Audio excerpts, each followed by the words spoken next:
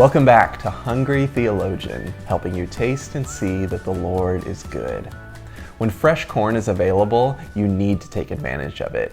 And elote, or Mexican street corn, is a great way to do that. This video continues a series on mayonnaise and the Trinity, so check out my video on how to make your own homemade mayonnaise and then use some of that in this elote. Now let's get cooking. You'll first need to shuck your corn and remove all the stringy bits. Some people like to keep the outer leaves attached and folded down away from the corn for a cool presentation, but I think that just gets in the way of eating it. Heat up a grill to high heat.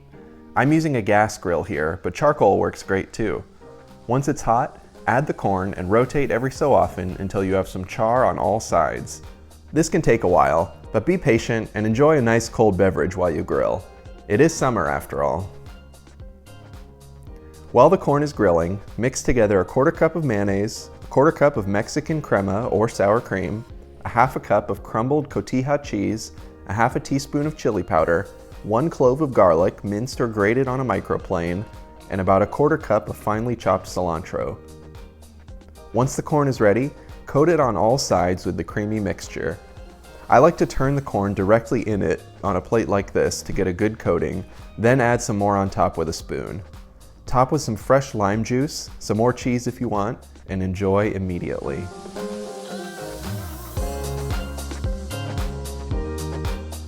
Because this recipe uses my homemade mayo, I'm continuing my series on the Trinity.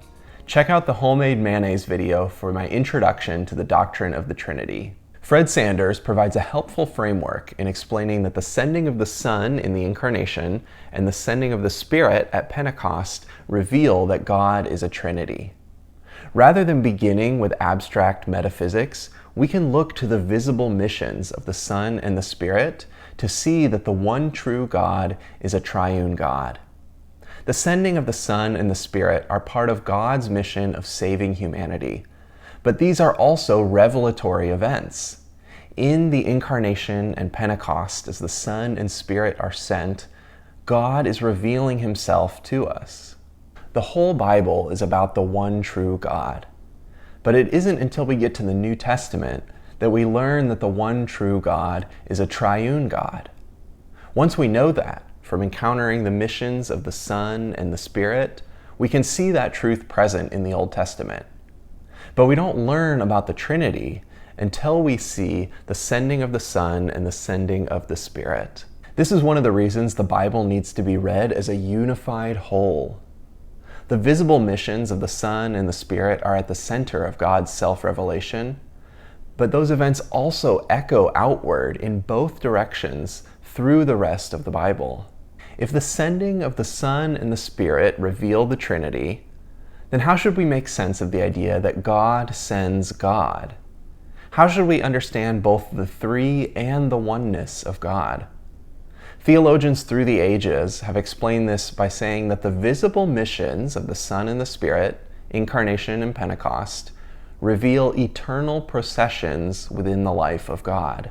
The Son and the Spirit eternally proceed from the Father, which means that they exist in a relationship of origin with the Father. They come from the Father.